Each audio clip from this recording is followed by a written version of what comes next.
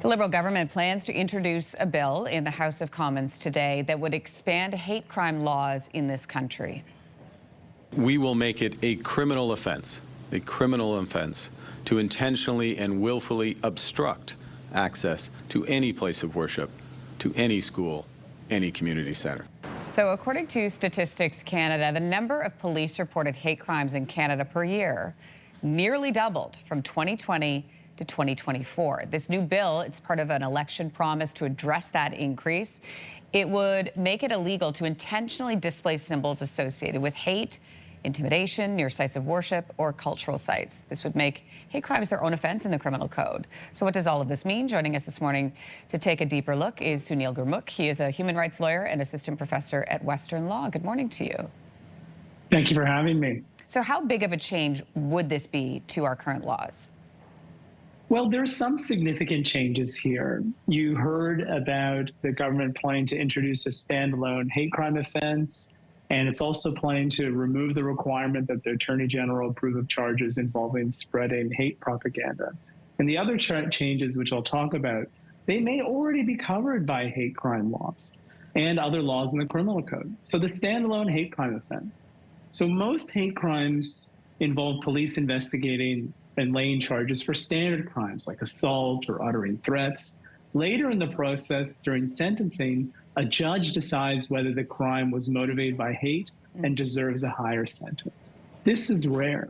And there are many points in a police investigation, from intake to a charge, where hate motivation could be lost or filtered out. A standalone hate crime offense could help. So a person could be charged with assault and the standalone hate crime offense. That means police will be required to investigate hate motivation before a person is charged. It will help ensure that hate crimes are moved from the background to the foreground in police investigations and help with data collection and reporting as well. Police officers and victim services workers want it too. And in terms of the requirement that the Attorney General approve of charges involving spreading hate propaganda, that's a current requirement. And so the government's looking at getting rid of that. And on the one hand, that is a check and balance that it exists now that can help protect freedom of expression. On the other hand, it's a barrier that may need to be removed to help deal with the explosion of hate in Canada.